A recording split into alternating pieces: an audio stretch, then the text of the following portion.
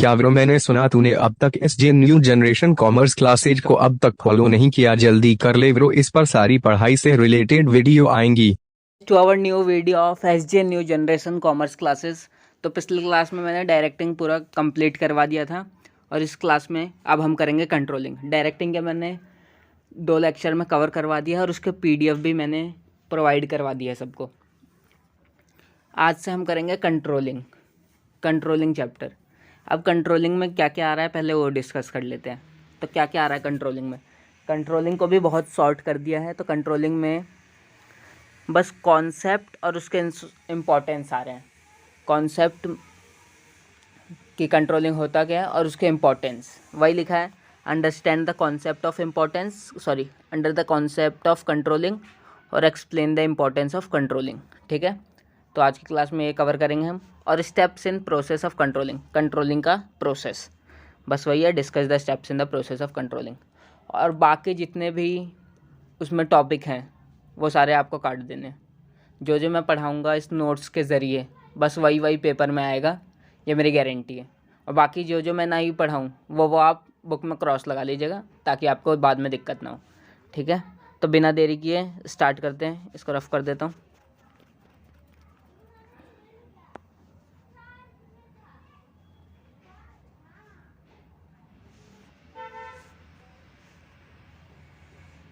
तो कंट्रोलिंग क्या होता है? तो पिछली क्लास में जब हमने डायरेक्टिंग पढ़ा था, डायरेक्टिंग में हमने ये पढ़ा था कि कैसे कैसे मैनेजर काम करवाता है एम्प्लॉयज़ से। तो अब कंट्रोलिंग क्या है? तो कंट्रोलिंग में ये है जो मैनेजर डायरेक्टिंग में काम करवाता है वो काम किस हद तक एम्प्लॉयज़ ने पूरा किया है। मान लो कि टारगेट रखा था कि 100 यूनिट्स ऑफ प्रोडक्शन होना चाहिए, लेकिन एम्प्लॉयज़ नहीं कर पाए, 80 ही प्रोडक्शन यूनिट्स बना पाए वो। तो इस केस में क्या हुआ, वो कम बना पाए। तो क्या हुआ, डेविएशन आ गया, मतलब ज़रूरत से कम बनाया उनने। तो उसको ठीक करने के लिए जो भी हम पढ़ेंगे वो कंट्रोलिंग में पढ़ेंगे। और मान लो कि 100 यूनिट्स का प्रोडक्शन बोला था मैनेजर ने और एम्प्लॉयज़ ने 120 यूनिट तैयार करके दे दिया उसे। तो इस केस में क्या हुआ, अपवर्ड राइज हुआ। तो इसमें भी हम लोग कंट्रोलिंग के ज़रिए पढ़ेंगे कि कैसे ये कवर होता है। तो देखो कंट्रोलिंग क्या होता है। पहले controlling it is very important managerial function. जैसे बताया कि कंट्रोलिंग एक बहुत इंपॉर्टेंट मैनेजेरियल का फंक्शन है जो कि planning, organising, staffing, directing, controlling, planning से ही रिलेटेड होता है कंट्रोलिंग। प्लानिंग में हम क्या करते हैं कि प्लान करते हैं कि हमें कितना करना है, और कंट्रोलिंग में क्या करते हैं, जो हमने प्लान किया था उस टारगेट को हम अचीव कर पाए या नहीं कर पाए, वो होता है कंट्रोलिंग में। तो वही लिखा है इंपॉर्टेंट मैनेजेरियल फंक्शन है, जैसा मैंने आपको बताया। It is concerned with taking necessary measures और preventive action to ensure that achievement of organizational goal. वही मैंने बताया ये किस लिए होता है कंट्रोलिंग, हम क्यों करते हैं। हम ये देखते हैं जब हम प्लानिंग बना रहे थे, जो सबसे पहला स्टेप है मैनेजेरियल प्रोसेस का, मैनेजेरियल का फंक्शन जो है सबसे फर्स्ट प्लानिंग। जो हमने प्लान किया था उस हिसाब से हम कितना हद तक पहुँचे, जो हमने प्लान किया था वो हमारा किस हद तक सही था, तुक्का कि हम इतना प्लान कर रहे हैं तो इतना हो जाएगा। प्लानिंग में यही तो होता है। तो वही लिखा है, it is concerned with taking necessary measure और preventive action to ensure that achievement of organizational goal. अब इसके मीनिंग देखो, मीनिंग क्या है इसका। Controlling function can be defined as comparison of actual performance with the planned performance. Controlling function हमें क्या बताता है कि हमें कंपेयर करना रहता है कि हमने काम कितना किया और हमने प्लानिंग कितने की थी। मान लो कि हमने प्लानिंग की थी कि इस साल हम 200 यूनिट्स ऑफ प्रोडक्शन बनाएंगे, लेकिन हमारा टोटल यूनिट ऑफ प्रोडक्शन हुआ 180। तो इस केस में क्या हुआ, 20 का डेविएशन हुआ। तो वो कंट्रोलिंग फंक्शन यही कहना चाहता है कि हम मेज़र करते हैं कि हमने एक्चुअल में बनाया कितना और कितना हमने प्लान किया था। If there is any difference, हाँ अगर कोई डिफरेंस है उसमें, डिफरेंस को डेविएशन भी बोलते हैं, then finding the reason for such difference. मान लो एक साल में 100 यूनिट्स ऑफ प्रोडक्शन था, हमने 80 बनाए, तो हम देखेंगे किस किस दिक्कत की वजह से हमारा 80 यूनिट्स ऑफ प्रोडक्शन बना, तो उसको कहते हैं डेविएशन। जो 20 कम बना उसको कहते हैं deviation. And taking corrective measures और action to stop those reason so that in future there is match between actual and planned performance. और वो जो डेविएशन आया हमारा उसको हम मेज़र करेंगे, मतलब देखेंगे कि कहाँ पे हमने गलती की, एम्प्लॉयज़ इनएफिशिएंट थे या फिर कोई मशीनरी नहीं थी हमारे पास, तो वो सब देखेंगे हम और उस रीज़न को स्टॉप कर देंगे कि जो फ्यूचर में हम वही गलती दोबारा ना दोहराएं, ताकि फ्यूचर में क्या हो, मैच हो जाए किसमें, एक्चुअल और प्लान्ड परफॉर्मेंस में। एक्चुअल में, रुको, एक्चुअल में और प्लान्ड परफॉर्मेंस में, ठीक है। अब उसके बाद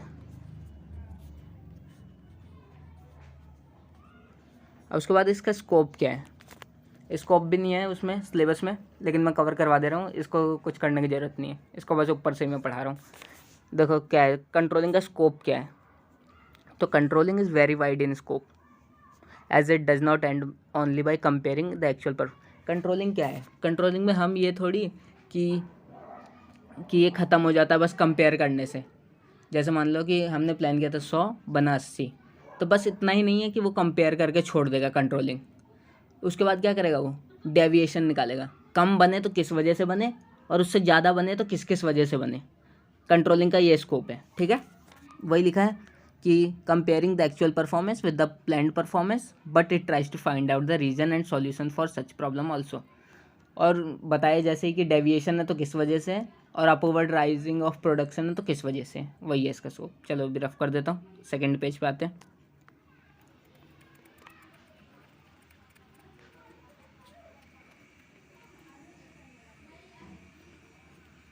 इसके भी नोट्स मैं प्रोवाइड करवा दूंगा। इस वीडियो के डिस्क्रिप्शन लिंक में मैं कंट्रोलिंग के पीडीएफ की लिंक डाल दूंगा। अब देखो दो एस्पेक्ट क्या है कंट्रोलिंग फंक्शन के, एक स्ट्रेटेजिक कंट्रोल होता है और एक ऑपरेशनल कंट्रोल होता है, ठीक है। तो स्ट्रेटेजिक कंट्रोल में क्या होता है, इसमें लिखा है हाउ इफेक्टिव, जो हमने स्ट्रेटेजी बनाई थी पहले प्लानिंग के टाइम, वो कितनी अच्छी तरीके से वर्क की, वही लिखा है इसमें। It refers to check how effective the strategies and plans, कितने इफेक्टिव थे वो हमारे प्लान जो हमने बनाए थे प्लानिंग में।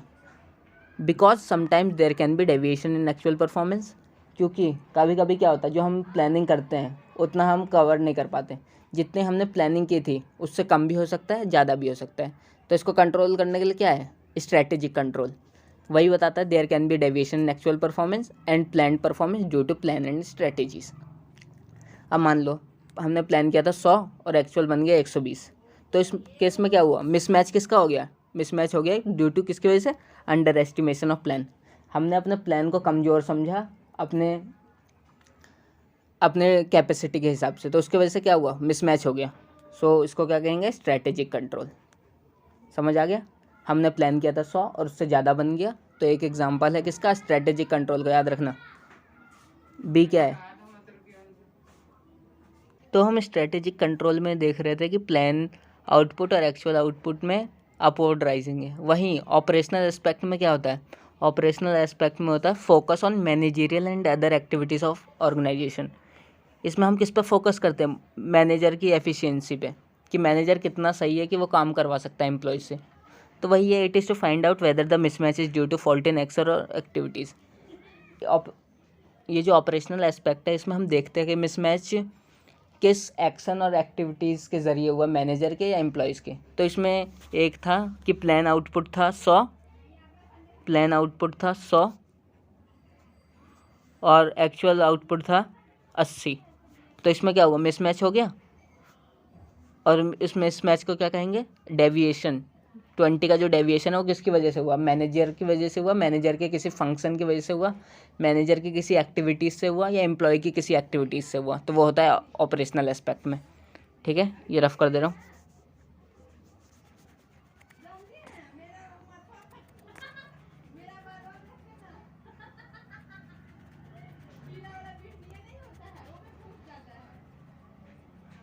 ठीक है, तो अब इसको सेव कर लेते हैं। अब जैसा कि मैंने बताया कि इम्पोर्टेंस भी है इसमें कंट्रोलिंग में, तो ये भी आएगा। तो इसमें पहला क्या है, हेल्प्स इन अचीविंग ऑर्गेनाइजेशनल गोल। कैसे हम ऑर्गेनाइजेशनल गोल को अचीव करने में कंट्रोलिंग हमारी मदद करता है। देखो, whenever plan is made in organisation these are directed toward the achievement. जब भी हम कोई प्लान बनाते हैं ऑर्गेनाइजेशन में, तो तुम्हें नहीं लगता कि वो हम ऑर्गेनाइजेशनल के लिए देखते हैं कि और इससे ऑर्गेनाइजेशन का गोल अचीव हो पाएगा कि नहीं हो पाएगा। हम अपने लिए थोड़ी देखते हैं, पर्सनल गोल थोड़ी होता है ये ऑर्गेनाइजेशनल गोल के लिए देखते हैं। कंट्रोलिंग का ये फंक्शन है, ठीक है, सब मतलब इंपॉर्टेंस है। Controlling function ensure that all the activities in the organisation take place according to plan. Controlling function हमें क्या इंश्योर करवाता है कि हम अपने प्लान के हिसाब से चल रहे हैं कि नहीं चल रहे हैं। तो कंट्रोलिंग फंक्शन का ये काम होता है। कंट्रोलिंग फंक्शन देखता है कि जो हमने प्लान बनाया था, जो हमने ब्लूप्रिंट्स बनाए थे, हम उसके हिसाब से चल रहे भी रहे हैं या नहीं चल रहे हैं। And if there is any deviation, जैसा कि तुमने बताया डेविएशन मतलब कि प्लान आउटपुट 100 है और हमने बनाया 80, तो जो 20 रुपये जो 20 कम यूनिट बनाए हमने, 20 यूनिट्स जो कम बनाया हमने, वो डेविएशन किसकी वजह से हुआ और उसको हम ठीक कैसे करेंगे। Timely action should be taken so that the activities back on the path of planning. और उसको समय के साथ रहते हुए हम सही कर लेंगे ताकि हम जो हमने प्लान किया था वो हमारा अचीव हो जाए। तो पहला ये है हेल्प्स इन अचीविंग ऑर्गेनाइजेशनल गोल। इसमें मैंने बताया कि हम पर्सनल गोल के लिए नहीं करते, कंट्रोलिंग हमेशा ऑर्गेनाइजेशनल गोल के लिए होता है। और इसमें कंट्रोलिंग फंक्शन हमें बताता है, हमें क्या बताता है कि जो तुमने प्लान किया था तुम उस हिसाब से अचीव कर पा रहे हो कि नहीं कर पा रहे हो। अगर उसमें कोई डेविएशन है तो उसको ठीक कैसे करें, ये भी कंट्रोलिंग बताता है। सेकंड क्या है, जजिंग एक्यूरेसी ऑफ स्टैंडर्ड। अब इसका क्या मतलब हुआ, through strategic controlling we can easily जज whether the target set are accurate और नॉट। अभी स्ट्रेटेजिक कंट्रोलिंग पढ़ा है मैंने, उसमें क्या बोलते हैं, उसमें क्या बताया था मैंने कि कैसे हम लोग टारगेट सेट को कंप्लीट कर भी पाएंगे या नहीं, ये हम इजीली जज कर लेते हैं। कंट्रोलिंग का ये दूसरा इंपॉर्टेंस है। थर्ड क्या है, making efficient use of resources. Controlling guides the organisation and keeps it on the right track. Controlling का तुम्हें काम बताया कि प्लानिंग के हिसाब से चलता है वो। प्लानिंग का जो ब्लूप्रिंट हमने बनाया था प्लानिंग में, उसके हिसाब से कंट्रोलिंग वर्क करता है। और कंट्रोलिंग ये इंश्योर करता है कि हम सही डायरेक्शन में चल भी रहे हैं कि नहीं चल रहे। Each activities is performed according to the predetermined standard. जो भी हमने प्लानिंग में स्टैंडर्ड्स बनाए थे, मतलब जितने हमने यूनिट्स रखा था कि इस साल हम इतना यूनिट्स प्रोडक्शन करेंगे, उसके हिसाब से चलते हैं। वही लिखा, it is performed according to the predetermined standard. Predetermined मतलब पहले से जो सोच के चले थे हम। एज अ रिजल्ट, उसका रिजल्ट क्या होगा, there is most effective use of resources.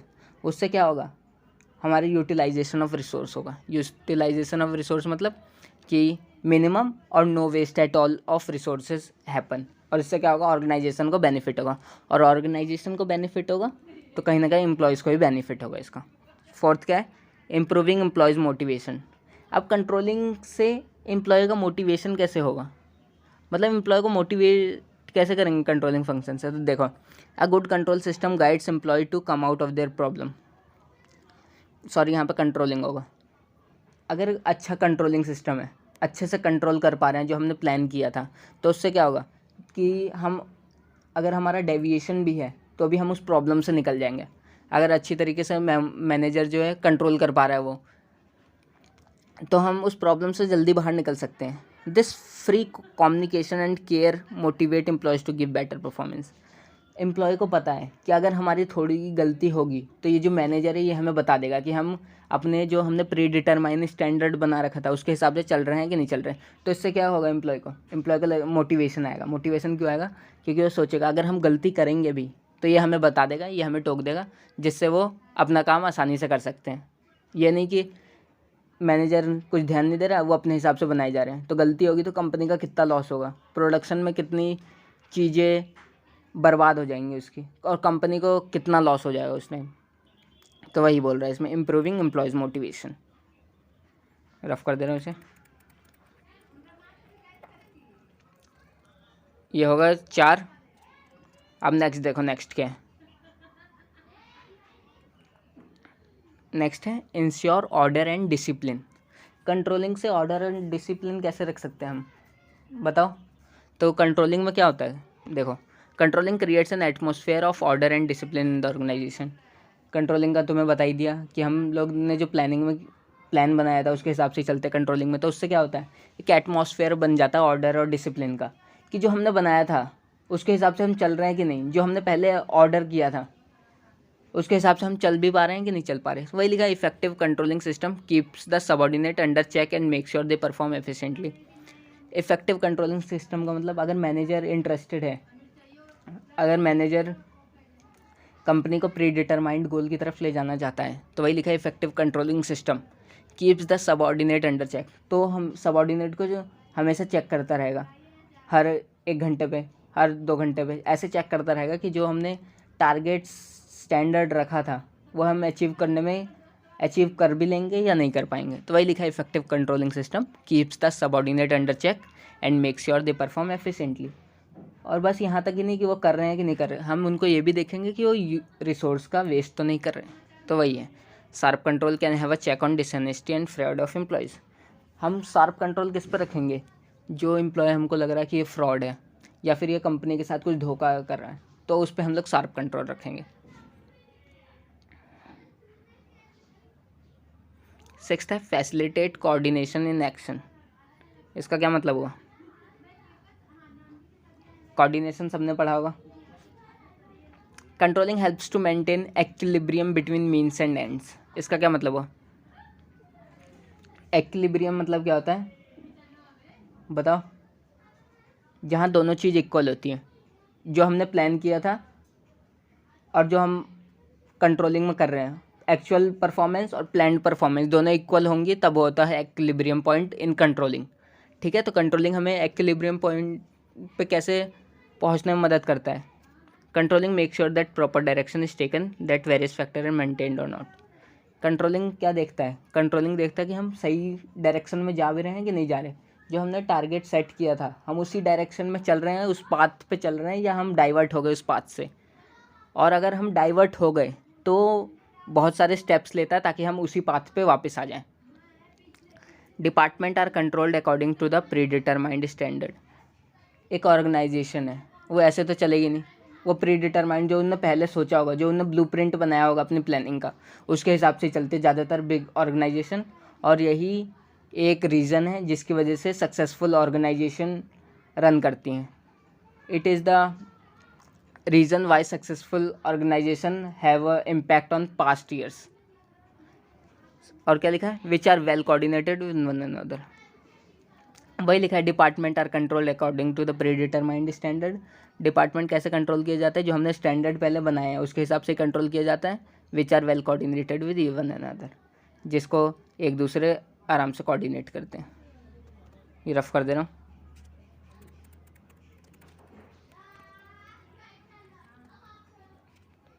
Next अब है कंट्रोलिंग का प्रोसेस। ये भी बहुत इंपॉर्टेंट कंट्रोलिंग का प्रोसेस में, कंट्रोलिंग चैप्टर में। तो ये प्रोसेस मैंने तुम्हें बताया था। प्रोसेस क्या होता है? जो लाइन वाइज चलते हैं। लाइन वाइज चलते हैं कि मतलब अगर तुमने पहले लिख दिया सेट मेजरिंग ऑफ परफॉर्मेंस और दूसरे में लिख दिया सेटिंग ऑफ स्टैंडर्ड्स, तो तुम्हारा पूरा गलत हो जाएगा आंसर।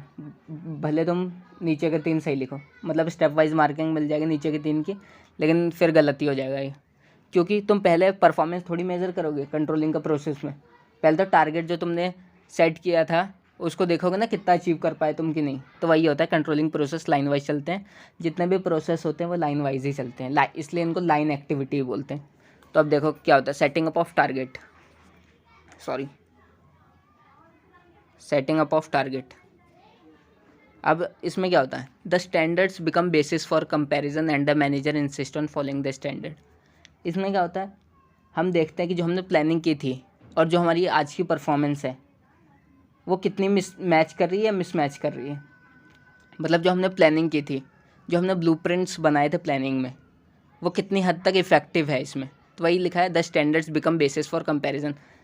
अगर मान लो तुमने प्लान ही नहीं किया और तुम आज प्रोडक्ट 100 यूनिट बना ली, 200 यूनिट बना ली, तो तुम कंपेयर किससे करोगे वो चीज़? तो इसमें तो कंट्रोलिंग का कोई काम ही नहीं हुआ फिर, क्योंकि कंट्रोलिंग का काम ही क्या है कि प्लान कितना किया था और एक्चुअल में तुम्हारे पास कितना परफॉर्मेंस किया है तुमने, वो होता है कंट्रोलिंग। तो वही लिखा था standard should be those which are achievable. Standards क्या होने चाहिए? जो अचीव कर पाओ तुम। मान लो तुम्हारे कैपेसिटी, तुम्हारे कंपनी में एम्प्लॉयज़ है 10 और वो 10 मिला के मैक्सिमम से मैक्सिमम 100 यूनिट्स ऑफ प्रोडक्शन कर सकते हैं, ठीक है। लेकिन तुमने उनको असाइन कितना कर दिया? 200 यूनिट्स ऑफ प्रोडक्शन। तो कर पाएंगे? नहीं कर पाएंगे बिल्कुल। तो वही लिखा है कि क्या होता है सेटिंग अप ऑफ टारगेट। ऐसा टारगेट सेट करना चाहिए जो कि अचीवेबल हो, जो कि आसानी से कर ले employees. High standard which can not be achievable are of no use. अब तुमने रख दिया 200 500, जो तुमने स्टैंडर्ड रख दिया, जब कोई अचीव ही नहीं कर पा रहा तो उसका काम क्या हुआ? कंट्रोलिंग में कुछ काम नहीं हुआ उसका। वही लिखा है standard must be set up of keeping in mind the resource of the organization. मान लो तुम्हारे पास इतने रिसोर्स ही नहीं है कि तुम 500 यूनिट्स बना सको, लेकिन तुमने फिर भी टारगेट रख लिया कि इस साल 500 यूनिट्स बनेंगे, 500 यूनिट्स ऑफ प्रोडक्शन हो गई होगा, तो उसका कोई काम है ही नहीं, क्योंकि वो अचीवेबल है ही नहीं। तो इसलिए इसमें लिखा है सेटिंग अप ऑफ स्टैंडर्ड, ऐसा स्टैंडर्ड सेट करो जो कि तुम आसानी से अचीव कर पाओ। फिर लिखा है इसमें विथ शॉर्ट टर्म टारगेट्स और standard the errors can be detected early and timely action can be taken. Short term targets मतलब कि मान लो 2 महीने में तुमने टारगेट सेट किया, 2 महीने में हमें चाहिए 100 यूनिट्स ऑफ प्रोडक्शन, 2 महीने में तुमने किया, फिर तुमने देखा कितने बने, तुम गए 1 महीने बाद, तुमने देखा बन गए 80, फिर तुमने सोचा 80 बन गए, ठीक है 2 महीने में 80, मतलब थोड़ा उनसे बोल दिया कि प्रोडक्शन जल्दी जल्दी करो, 2 महीने में 200 चाहिए, और तुम गए तो देखा तुमने 2 महीने बाद 200 बन गए, ठीक है। और वहीं तुम 1 महीने में गए, देखा तुमने 20 बने, दूसरे महीने में तुम कैसे अंदाज़ा लगाओगे कि 200 बन जाए? तो वही लिखा है शॉर्ट टर्म टारगेट्स और स्टैंडर्ड्स। शॉर्ट टर्म टारगेट रखो कि इतने टाइम में इतना बन जाना चाहिए, तब उससे क्या होगा कि वो अचीवेबल हो जाएगा। तुम बार बार निगरानी रखोगे, बार बार प्रेशर डालोगे एम्प्लॉयज़ पे, तो वो बन जाएगा। वही लिखा है the errors can be detected early, और जिससे क्या होगा तुम्हें जल्दी पता चल जाएगा कि बन पा रहा है कि नहीं बन पा रहा है इन लोगों से, और नहीं बन पा रहा तो किस वजह से नहीं बन पा रहा, तो फिर तुम उस हिसाब से एक्शन लोगे। The standards must be revise from time to time keeping in mind the changes of business environment. और जो स्टैंडर्ड है, जितना तुमने सोचा है वो तुमको बार बार चेंज करना है। क्यों चेंज करना है? By keeping in mind the changes of business environment. मान लो बिजनेस में मंदी है, मतलब बूम है एकदम, लोगों के पास पैसा नहीं है, लेकिन तुम प्रोडक्शन बनाई जा रहे हो, तो क्या तुम लॉस में चल जाओगे। और वहीं बिजनेस में इन्फ्लेशन है, तो तुम कम बना रहे हो एकदम, जबकि बिजनेस में इन्फ्लेशन है, तो तब भी तुम लॉस में चल जाओगे। तो वही लिखा है standard must be revise from time to time keeping in mind the changes of business environment देखना चाहिए बिजनेस एनवायरनमेंट कैसा है, मंदी है या इन्फ्लेशन है, डिफ्लेशन है, तो वो देखना चाहिए। सेकंड है मेजरिंग ऑफ परफॉर्मेंस। इसमें क्या होता है, नाम से तुम्हें क्या लग रहा है? मेजरिंग ऑफ परफॉर्मेंस मेजर करना। कौन सी परफॉर्मेंस मेजर करना? अब मैं बार बार प्लानिंग का नाम ले रहा हूँ, तो कौन सी परफॉर्मेंस मेजर करोगे? जो प्लानिंग में तुमने बनाया था वो तुम कंट्रोलिंग में मेजर करोगे कि जितना तुमने प्लान किया था उतना तुम टारगेट अचीव कर पा रहे हो कि नहीं कर पा रहे हो। वही लिखा है after setting up of standard the performance of the employees is measured by valuating the actual work done by the employees. तुमने एक स्टैंडर्ड बना लिया कि तुम्हें इतना बनाना है।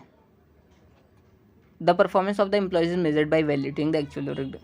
तुमने एक स्टैंडर्ड बना लिया कि हमें इतना यूनिट्स ऑफ प्रोडक्शन तो हर हालत में करना है।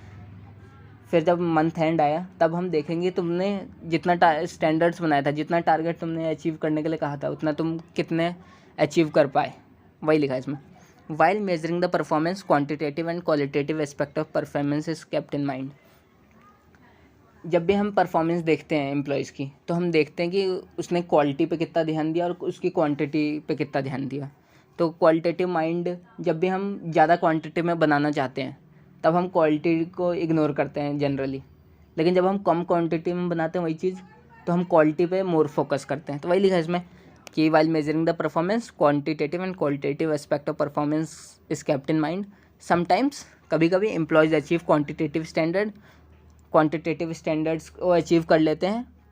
कैसे अचीव करते हैं? By ignoring qualitative standard. अभी बताया, अगर तुम क्वांटिटी पे ज़्यादा फोकस करोगे तो तुम्हारी क्वालिटी अच्छी नहीं बन पाएगी। Means less quantity more quality, more quantity less quality. Okay, rough कर दे रहा हूँ। तो क्या है? पहला setting up of standard, second है measuring of performance. Setting up of standard ऐसा सेट करो जो कि अचीवेबल हो। सेकंड है मेजरिंग ऑफ परफॉर्मेंस, जो तुमने स्टैंडर्ड सेट किया वह अचीवेबल तो बता दिया है कि नहीं है। और सेकंड में परफॉर्मेंस मेजर करो कि तुमने जो टारगेट सेट किया था वो तुम्हारी परफॉर्मेंस कैसे चल रही है, उस पर तुम उसको अचीव कर पाओगे कि नहीं कर पाओगे, और एक्चुअल वर्क कितना किया एम्प्लॉयज़ ने। वही है इसमें 2 हो गए। अब थर्ड देखो, थर्ड से पहले और लिखा है मैंने इसमें ये है performance of manager is measured by looking the overall efficiency of organization. जो मैनेजर की परफॉर्मेंस है, मैनेजर कितना सही है कि वो काम करवा पा रहा है एम्प्लॉयज़ से, मैनेजर कितना एफिशिएंट है कि रिसोर्स बचा रहा है ऑर्गेनाइजेशन का। वो कैसे मेज़र करेंगे कि ओवरऑल देखेंगे ऑर्गेनाइजेशन में कितना उसने रिसोर्स बचाया है ऑर्गेनाइजेशन का, by achieving the organizational goal. Performance of research and development department is measured by change in technology and updation of production department. Research and development की परफॉर्मेंस हम कैसे नापेंगे? एक रिसर्च एंड डेवलपमेंट डिपार्टमेंट होता है, उसमें क्या होता है, लोग रिसर्च करते हैं कि प्रोडक्ट को और अच्छा कैसे बनाएं जिससे मार्केट में और बिके। तो उस पे जो उसकी जो परफॉर्मेंस होती है वो कैसे मेज़र करते हैं हम, कि उनने कितना चेंज इन टेक्नोलॉजी, मतलब कितना उनने टेक्नोलॉजी में बदलाव किया और उस टेक्नोलॉजी के बदलाव से कितना रिसोर्स हमारा बच रहा है, और कितना रिसोर्स जब हमारा बच रहा है और वो कितना मार्केट में चल रहा है वो सामान। तो वही है performance of research and development. और performance of financial department is measured by checking solvency and liquidity ratio. और फाइनेंशियल डिपार्टमेंट का परफॉर्मेंस हम कैसे चेक करेंगे? उनका सॉल्वेंसी और लिक्विडिटी रेशियो देख के। अब थर्ड है कंपेयर परफॉर्मेंस अगेंस्ट स्टैंडर्ड। वही बताया मैंने, देखो क्या लिखा है, दो पार्ट को तोड़ो, इसमें दो पार्ट में तोड़ो इसको। कंपेयर परफॉर्मेंस अगेंस्ट किसके? Against standard. परफॉर्मेंस को कंपेयर करना है किसके अगेंस्ट करना है हमें? जितना हमने टारगेट सेट किया था वो लिखा है इसमें, ठीक है। तो देखो इसमें क्या लिखा, आफ्टर मेजरिंग परफॉर्मेंस, जब हमने परफॉर्मेंस मेज़र कर ली कि सही से एफिशिएंट एम्प्लॉयज़ है कि नहीं, काम कैसे कर रहा है, टारगेट अचीव कर पाएगा कि नहीं, उसके बाद the manager compares actual performance. Manager देखते कि इसने कितना काम किया, कितना प्रोडक्शन निकाला with the planned performance and standard. If there is match, अगर उसमें मैच है, जितना उसने सोचा था, मैनेजर ने जितना सोचा था 100 यूनिट्स और उसने 100 यूनिट्स ही बना दिए, तब तो कुछ नहीं है। वही लिखा, if there is match then controlling function ends here. तो कंट्रोलिंग का काम ही ख़त्म हो गया इधर। लेकिन लेकिन लेकिन लेकिन क्या?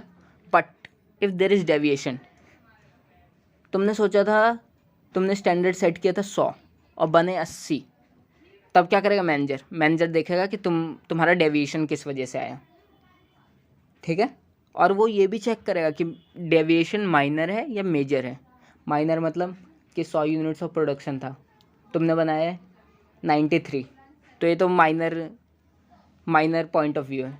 और वहीं 100 यूनिट्स ऑफ प्रोडक्शन था, तुमने बनाया, मान लो से 50 बनाए तुमने, तो ये तो मेजर है ना। तो उसमें देखेगा if it is minor then it should be ignore. अगर वो कम है तो उसको इग्नोर कर देगा वो, मतलब 4-5 से कम है, 100 यूनिट सोचा, 94, 95, 96 बना, तब वो मैनेजर इग्नोर कर देगा। लेकिन if it is more than timely action must be taken. तुमने 100 सोचा था और तुम बना रहे हो 50, तो मैनेजर फोकस करेगा कि तुम 50 बना क्यों रहे हो और तुम 50 कितने यूटिलाइजेशन ऑफ रिसोर्स के साथ बना रहे हो, कितना तुम वेस्ट कर रहे हो, तो वो चेक करेगा। तो वही है compare performance against standard. Fourth है एनालाइजिंग डेविएशन। इसमें क्या लिखा है? एनालाइजिंग डेविएशन, मतलब जो डेविएशन आया वो किस वजह से आया, उसको एनालाइज करना, ठीक है। तो इसमें क्या लिखा है? All deviation need not to be highlighted. जितना सारे ऑर्गेनाइजेशन में डेविएशन तो आता ही है, जितना हम लोग प्लान किया है उससे कम या ज़्यादा तो बनता ही है। तो इसमें डेविएशन की बात कर रहा है, तो मतलब जिस ऑर्गेनाइजेशन में कम बनता है, तो वो लिखा है इसमें कि all deviation need not to be highlighted. सारे डेविएशन को हाईलाइट करने की कोई ज़रूरत नहीं है टॉप मैनेजमेंट को। मान लो कि तुमने सोचा था कि 500 बनना चाहिए, तुम्हारा बना 499 या 498, तो इतने छोटे डेविएशन है, तुम्हें टॉप मैनेजमेंट को बताने की कोई ज़रूरत नहीं है। लेकिन a range of deviation should be made if deviation will cross those limit. एक मैनेजर क्या करता है कि डेविएशन की लिमिट बांध देता है कि इससे ज़्यादा डेविएशन हुआ तो हम direct top level of management को रिपोर्ट करेंगे। तो वही लिखा है, then it's not be brought to the knowledge of top level management. इसका कहने का मतलब सिंपल सा है, अगर कम डेविएशन है तो मैनेजर देख लेगा ये सब चीज़ और इसको देखेगा कि किस तरीके से हम लोग अचीव कर पाएँ जो हमने सेट किया था टारगेट। और वहीं अगर ज़्यादा डेविएशन है तो डायरेक्ट रिपोर्ट किसको करेगा? टॉप लेवल ऑफ मैनेजमेंट को। फिर लिखा है दे मस्ट डिवाइड द अब डेविएशन दो कैटेगरी में डिवाइड कर दिया इनने, कौन कौन से में, क्रिटिकल पॉइंट कंट्रोल और सेकंड है मैनेजमेंट बाय एक्सेप्शन। इसको रफ कर देता हूँ। अब क्या होता है क्रिटिकल पॉइंट कंट्रोल और मैनेजमेंट बाय एक्सेप्शन, ये रफ कर दो पहले।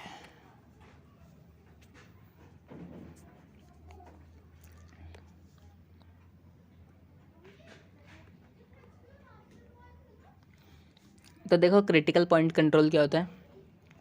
क्रिटिकल पॉइंट कंट्रोल होता है, इसका मतलब क्या होता है, कीपिंग फोकस ऑन सम की एरियाज। की एरिया क्या होता है, की एरिया होता है कि इम्पैक्ट ऑन होल ऑर्गेनाइजेशन, मतलब की एरिया की जो फोकस हम कर रहे हैं उस सामान पे कि इतना कम क्यों बना, वो चीज़ क्या गलती थी इसमें। तो की एरिया मतलब वही कह रहा है कि जो हमने डेविएशन हमारा कम है या ज़्यादा है, उससे इम्पैक्ट क्या पड़ेगा पूरे ऑर्गेनाइजेशन पे। तो वही लिखा है की एरियाज़ पे क्या इफेक्ट पड़ेगा। And if there is any deviation in key areas then it must be attended urgently. और अगर डेविएशन ज़्यादा है तो हमें इसको सीरियस लेना पड़ेगा और टॉप लेवल ऑफ मैनेजमेंट को डायरेक्ट रिपोर्ट करना पड़ेगा इस बारे में। जैसे कि एग्जांपल देखो, अब इसका एग्जांपल ध्यान से समझना। Increase in production cost by ₹5 unit. Production cost था पहले 10 रुपये, अब वो हो गया 5 रुपये से बढ़ गया तो 15 हो गया वो। और increase in postal cost by 20, पहले था 15 रुपये था, 20 और बढ़ गया तो वो 35 हो गए। Then we should focus on increase in cost on production. तब हमें क्या फोकस करना पड़ेगा कि हम कैसे कैसे अपने प्रोडक्शन बढ़ाएं। क्यों प्रोडक्शन बढ़ाएं, क्योंकि प्रोडक्शन कॉस्ट हमारा 5 रुपये से ज़्यादा बढ़ गया। 5 रुपये से बढ़ गया तो हम ज़्यादा प्रोडक्शन करेंगे तो वो डिवाइड हो जाएगा ना, उसमें हर यूनिट पे 5 रुपये आ रहा है तो हम कम यूनिट बनाएंगे तो हमारा प्रोडक्शन कॉस्ट ज़्यादा आएगा कम आएगा, ज़्यादा आएगा। और पोस्टल कॉस्ट मतलब कि उसको ले जाने ले आने का खर्चा, तो वो है पोस्टल कॉस्ट भी 20 रुपये से बढ़ गया। तो हम क्या करेंगे, हम सोचेंगे कि ये सामान भेज रहे हैं, इसके साथ हम ज़्यादा प्रोडक्शन करके 500 भेज रहे हैं मान लो पहले, अब भेज दिया हम 700 उसी 20 रुपये के पोस्टल पे, तो कहीं ना कहीं बेनिफिट मिलेगा ना ऑर्गेनाइजेशन को, ताकि वो जो उसने पैसे बचाए वो किसी और जगह पे लगाए वो पैसे। वही लिखा है इसमें। अब दूसरा क्या, मैनेजमेंट बाय एक्सेप्शन। इसमें क्या होता है, it means a manager who tries to control everything may end up controlling. इसमें क्या होता है, जो मैनेजर सारा अपने हाथ में कंट्रोल करता है उससे क्या होता है, कंट्रोलिंग फंक्शन कहीं ना कहीं ख़त्म हो जाता है। क्यों ख़त्म हो जाता है, deviation those are beyond range should be considered by manager and minor deviation can be ignored. जो डेविएशन बिल्कुल कम है, ये बिल्कुल माइनर है, उसको मैनेजर क्या करता है, इग्नोर कर देता है। और जबकि जो मेजर डेविएशन है उसके लिए मैंने बताया वो रिपोर्ट करता है किसको, टॉप लेवल मैनेजमेंट को। वही लिखा है, deviation those are beyond range should be considered by manager and minor deviation can be ignored. Management by exception में जो भी डेविएशन बियॉन्ड रेंज के, मतलब एक रेंज सेट करते हैं कि इससे बियॉन्ड अगर डेविएशन आया तो मैनेजर देखेगा और इससे अंदर आया तो इग्नोर करेगा उसको। तो इसमें क्या होता है, मैनेजमेंट बाय एक्सेप्शन में एक रेंज सेट करता है वो, और उस रेंज के अगर बाहर आया तो वो मैनेजर देखेगा उसको। एग्जांपल देखो इसका, सेम एग्जांपल है लेकिन अलग तरीके से। इंक्रीज इन प्रोडक्शन कॉस्ट 2 रुपये से, it can be ignored but if it accident to the manager tries to find out the deviation. Production cost 2 रुपये से बढ़ गया, ये तो स्मॉल अमाउंट है, जहाँ इतने ज़्यादा प्रोडक्शन हो रहे हैं वहाँ पे 2 रुपये से बढ़ा बस, तो ये तो एक, इसको इग्नोर भी कर सकता है मैनेजर। क्यों, लेकिन अगर वो 2 रुपये से ज़्यादा बढ़ गया तो मैनेजर क्या करेगा, देखेगा कि ये डेविएशन किस वजह से आ रहा है।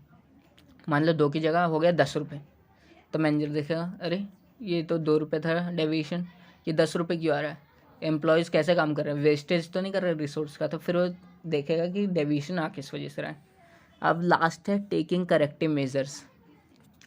जब हमने सारा चीज़ देख लिया तब हम करेक्टिव मेजर्स क्या लें कि डेविएशन कम हो जाए हमारा। तो वही लिखा है इसमें, on comparing actual performance with the planned performance. बार बार बता रहा हूँ, जब जो हमने प्लानिंग की थी और हमारी एक्चुअल परफॉर्मेंस कितनी है वो जब हमने कंपेयर कर ली, the manager will come to know about the deviation between planned and actual performance. तब मैनेजर को पता चल जाएगा कि डेविएशन कहाँ पे है, डेविएशन कहाँ पे नहीं है, मतलब डेविएशन कितनी है, जितना हमने प्लान किया था और कितना एक्चुअल है हमारा, तो डेविएशन कितने की है। And next step is to know the reason of such deviation. फिर वो अगला स्टेप देखेगा कि ये डेविएशन आ किस वजह से रहा है, रिसोर्स कम पड़ रहे हैं या रिसोर्स की वेस्टेज ज़्यादा हो रही है, किसकी वजह से, या डेविएशन आ रहा है, या एम्प्लॉयज़ एफिशिएंट नहीं है, या एम्प्लॉयज़ काम नहीं कर रहे हैं। तो ये सारे रीज़न देखेगा कि डेविएशन आ किस वजह से रहा है, और क्या करेगा, trying to remove deviation in future. और ये पूरी कोशिश करेगा कि ये जो डेविएशन आज हम आ रहे हैं, जो हमने प्लान किया था वो हम अचीव नहीं कर पा रहे हैं, तो उसको रिमूव करने की कोशिश करेगा डेविएशन को, ताकि वो फ्यूचर में जो हमने प्लान किया है उतना ही एक्चुअल आउटपुट आए। टेकिंग करेक्टिव मेजर मतलब क्या होता है, let the situation remain same if deviation और माइनर। करेक्टिव मेजर में क्या होता है, सिचुएशन को वैसे ही रहने दो अगर डेविएशन बहुत छोटा सा है। तुमने 100 यूनिट्स का सोचा और बने तुम्हारे 99, 98, 1-2 के डेविएशन को इग्नोर कर देगा मैनेजर। जबकि रुको ये रफ कर दो,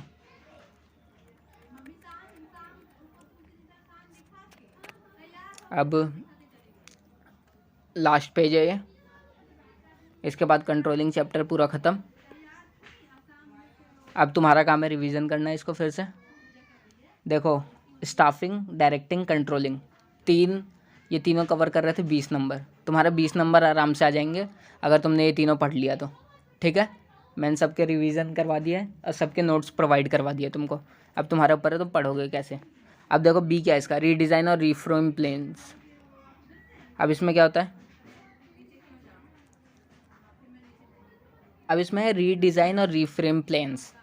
मान लो जो हमने प्लानिंग की थी वो सही से वर्क नहीं कर पा रही, जो हमने प्लानिंग की थी उससे हम कुछ भी अचीव नहीं कर पा रहे, तो हम उसको रीडिज़ाइन कर देंगे ताकि क्या हो, हमारी जो एक्चुअल परफॉर्मेंस है उसमें इम्प्रूव आए। तो वही लिखा है, रीडिज़ाइन और रीफ्रेम प्लान्स और strategies if there are over stated और not matching with the present day business environment. मान लो कि आज की जनरेशन क्या है, आज की जनरेशन की पैंट कैसी रहती है, ब्रॉड पैंट रहती है। पहले की जनरेशन कैसी थी, नैरो पैंट पहनती थी, मतलब नीचे से एकदम फैली हुई पैंट। आज की जनरेशन नहीं पहनेगी। मान लो तुमने प्लान उस ज़माने में बनाया था कि हम लोग नैरो पैंट बनाएंगे, लेकिन आज की जनरेशन क्या है, न्यू जनरेशन, उनको चिपकी हुई पैंट ज़्यादा पसंद रहती है पैर के पास से, मतलब एक जो फिट पैंट रहती है वो ज़्यादा पसंद रहती है। तो तुम्हारा खरीदेंगे वो, नहीं खरीदेंगे बिल्कुल। तो वही कह रहा है, रीडिज़ाइन और रीफ्रेम प्लान्स, मतलब जो तुम्हारा प्लान वर्क ही नहीं कर रहा, जो तुमने ब्लूप्रिंट्स बनाया था जो वर्क ही नहीं कर रहा तुम्हारे एक्चुअल परफॉर्मेंस और प्लान्ड परफॉर्मेंस के बीच, तो उसको रीडिज़ाइन कर दो। कैसे रीडिज़ाइन कर दो, with the present day business environment, जो आज के दिन के हिसाब से उसको रीडिज़ाइन कर दो। अब सी क्या है, taking corrective measure to improve the performance so that in future it matches with the plan. ये प्लान है, ठीक है। वही लिखा है, ऐसा करेक्टिव मेजर लो कि जो हमने सोचा था वो हम अचीव, टारगेट सेट जो हमने अचीव करना था वो हम अचीव कर पाएँ फ्यूचर में। अब देखो ये क्या है, मैनेजर क्या करता है, manager take measure to improve performance by sending the employees to training if they are inefficient. अब मैनेजर देखता है कि ये जो एम्प्लॉय है बहुत रिसोर्स वेस्ट कर रहा है, अगर ये ऐसे ही रिसोर्स वेस्ट करता रहा तो प्रोडक्शन कॉस्ट हाई हो जाएगी। तो वो क्या करते हैं, जो मैनेजर इनएफिशिएंट रहते हैं, जो प्रोडक्शन को और कॉस्ट हाई बना देते हैं, तो उनको मैनेजर क्या करता है, ट्रेनिंग के लिए भेज देता है। समटाइम्स, कभी कभी क्या होता है, इफ़ स्टैंडर्ड्स आर लो, हमने स्टैंडर्ड ही लो सेट किया, हमारी कैपेसिटी है 200 की और हमने 100 ही सेट किया, तो परफॉर्मेंस क्या होगी, परफॉर्मेंस हाई, तो परफॉर्मेंस डेफिनेटली हमें पता है हाई होगी। Then the set standard, in that case upward revision of plan is done. जैसा कि मैंने बताया, हमारी कैपेसिटी है 200 की, हमने 100 बनाई, हमने मतलब सेट किया टारगेट कि हम 100 बनाएंगे, लेकिन उस केस में हमने क्या किया, 200 बना दिया। तो उसमें क्या लिखा है कि प्लान का रिवाइज करना पड़ेगा हमें, कि हमारी कैपेसिटी है 200, तो हम लोग जो प्लानिंग में हमने 100 का ब्लूप्रिंट बनाया था, अब हम उसे 200 से चेंज कर देंगे। तो वही लिखा है, and the plans are set at high rate so that they match with the actual performance. और हम वो प्लान बनाएंगे जो कि हमारी एक्चुअल परफॉर्मेंस से मैच हो जाए। तो ठीक है, कंट्रोलिंग चैप्टर पूरा कवर करवा दिया मैंने। अब नेक्स्ट क्लास में फाइनेंशियल मैनेजमेंट, फाइनेंशियल मार्केट, ये सब कवर करवाऊंगा मैं आगे की क्लास में। तो इस चैनल को फॉलो कर लेना, SJ new generation commerce classes को, और इस लिंक के डिस्क्रिप्शन में मैं इसका PDF सेंड कर दूंगा, मतलब PDF की लिंक दे दूंगा, PDF की लिंक की वीडियो है वो देख लेना। और जिसको PDF चाहिए कमेंट सेक्शन में मेरे को मैसेज कर देना, मैं नंबर सेंड कर दूंगा, वो उस नंबर पे मुझे 20 रुपये भेज देगा, तो मैं उसको PDF भेज दूंगा, पासवर्ड प्रोटेक्टेड है वो। ठीक है, बाय।